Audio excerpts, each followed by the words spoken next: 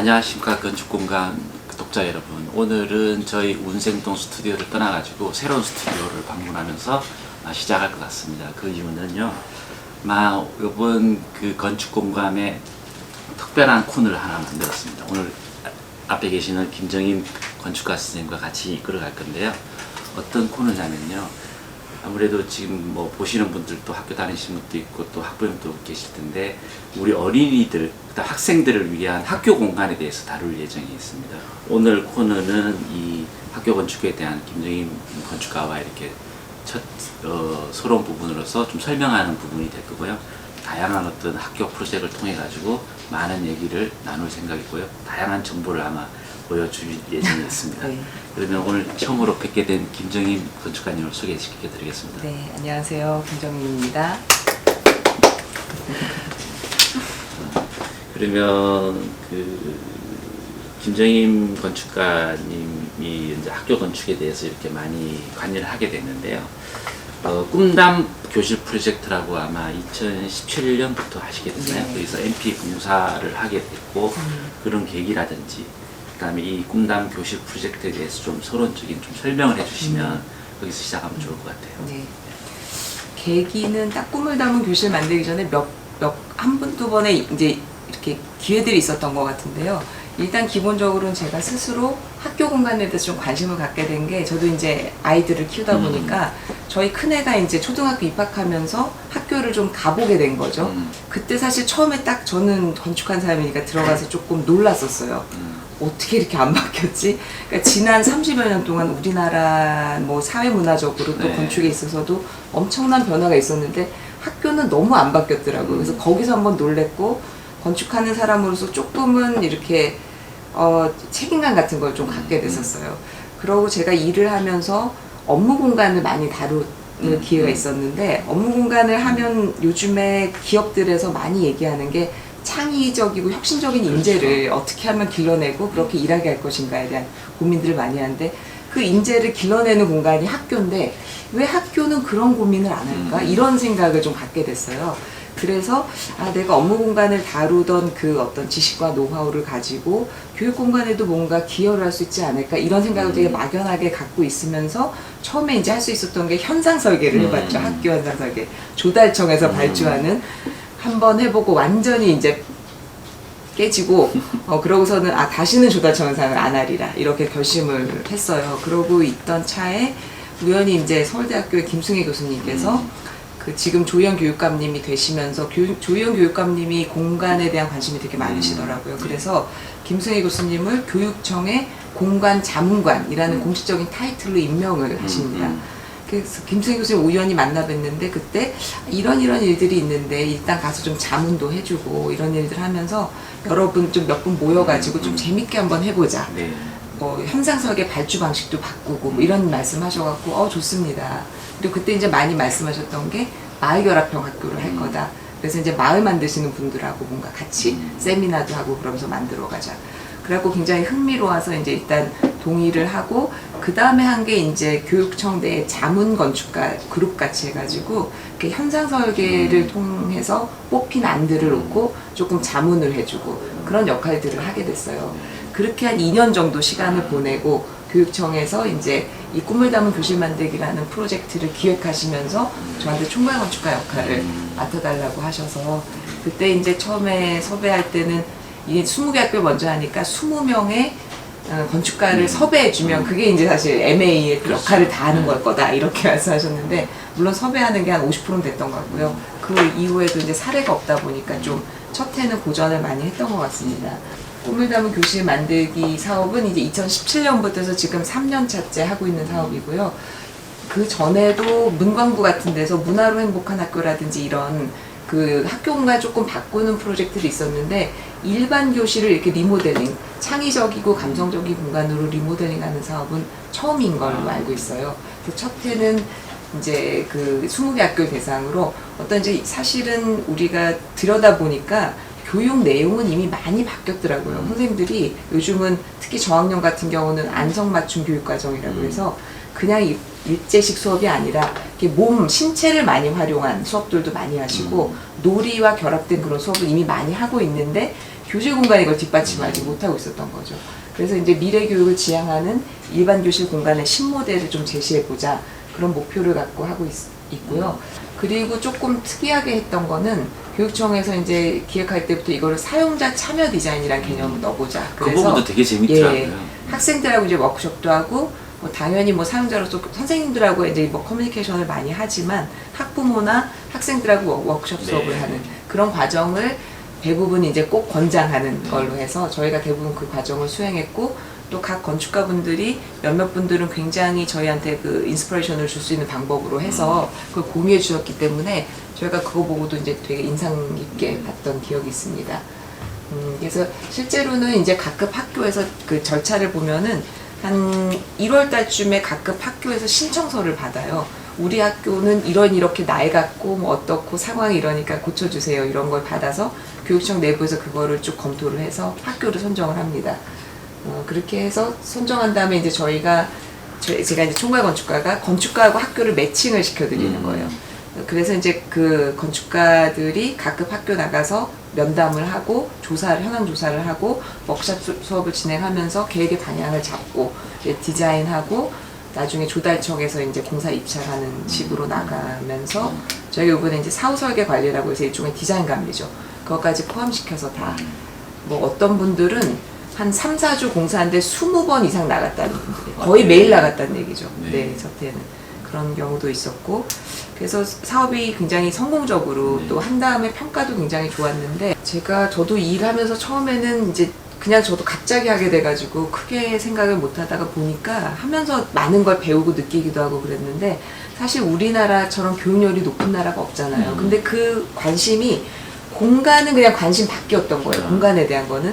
근데 이제 교육 공간의 변화를 통해서 교육의 방향도 바뀔 수 있고 아이들의 창의성도 높일 수 있겠구나. 네. 그리고 그 안에서 뭐 창의성은 제가 보기엔 또 둘째 문제고, 아이들이 즐겁게 생활하는 게 첫 번째죠. 아이들과 선생님들이. 그래서 이제 그걸 한번 경험을 하시고 나니까 그냥 워낙 교육열이 높던 나라에서 관심이 이쪽으로 확 쏠린 것 같아요. 그리고 이제 작년까지도 이제 서울시에서 많은 예산 지원을 해주셨는데, 올해부터는 중앙정부에서 교육부에서 예산이 많이 내려왔습니다. 그래서 작년에는 44개의 교를 했었고요. 올해는 97개 교로 확대되다 보니까 사실 걱정을 많이 했었어요. 건축가분들을 어떻게 다 섭외하지?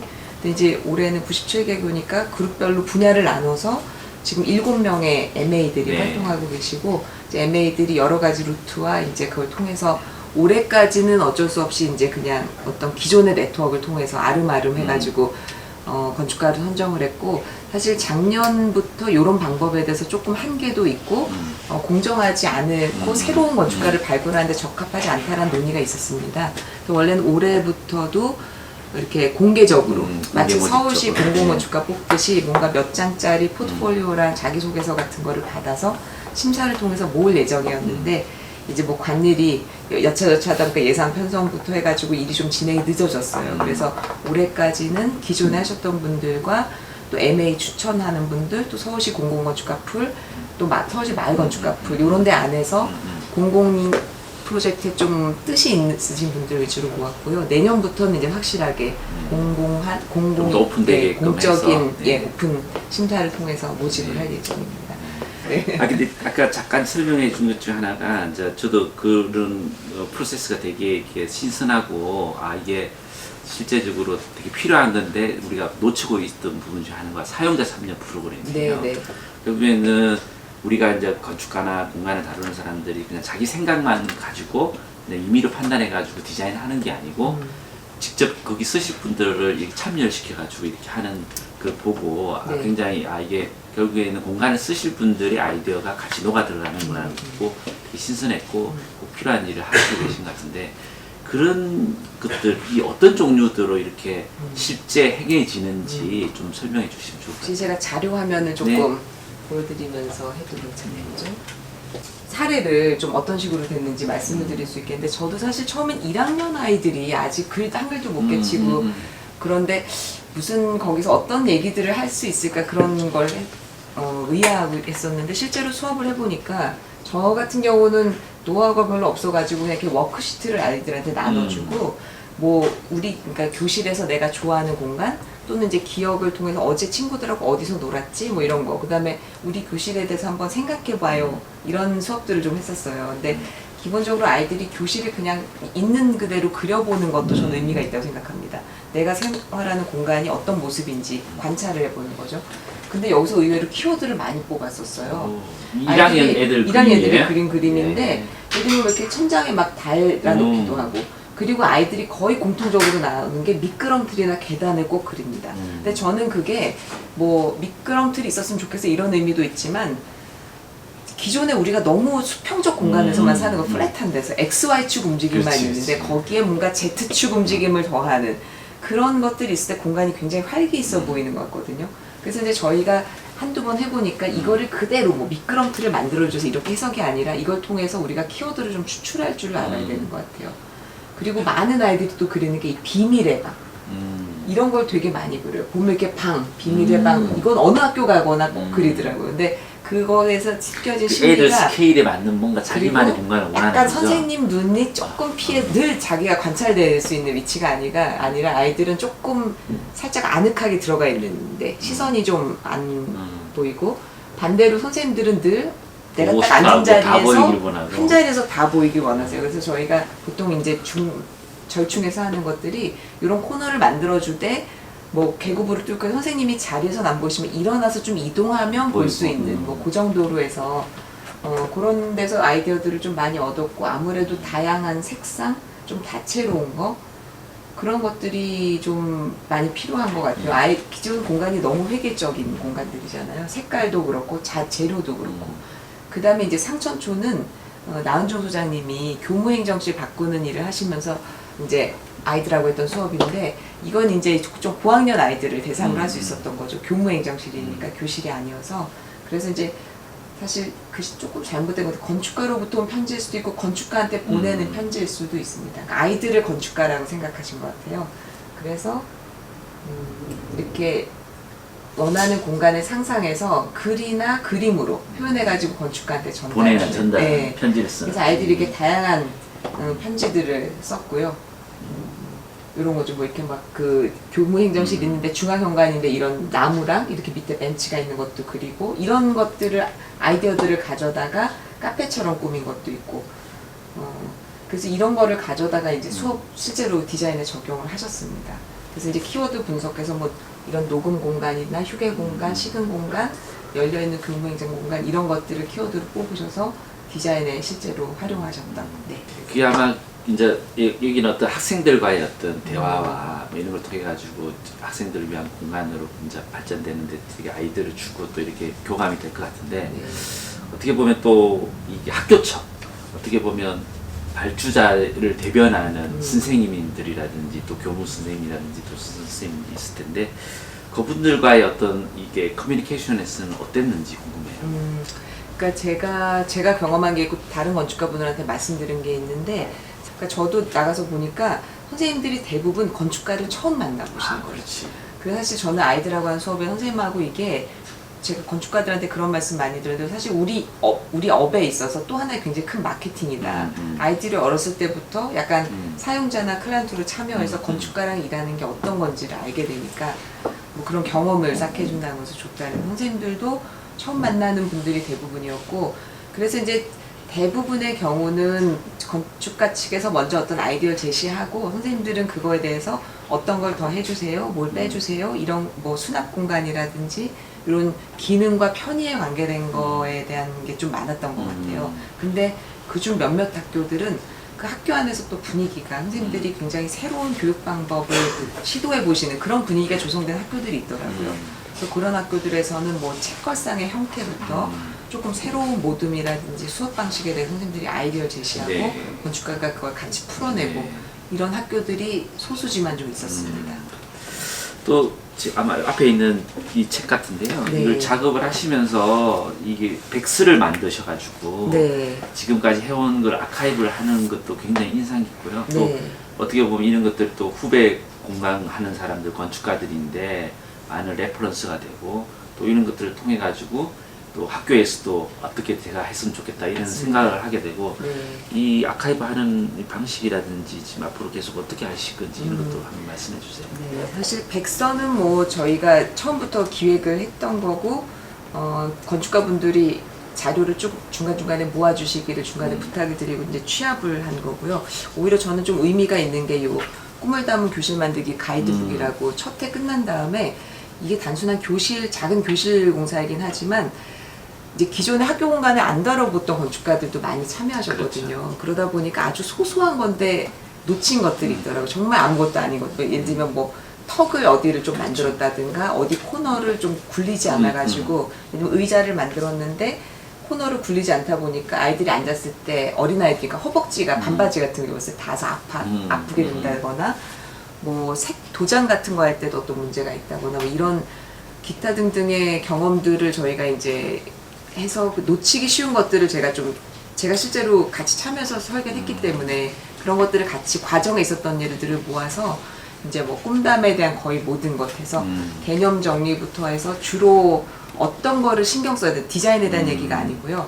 그런 가이드북을 하나 만들었어요. 이런 걸 조심하세요. 이런 거. 그 다음에 나중에 체크리스트 하나 수록해놨는데 요게 이제 그 교육시설에 대한 또 그 레귤레이션 같은 게 있거든요. 건축법 이외에 교육청에서 만든 규준들이 있습니다.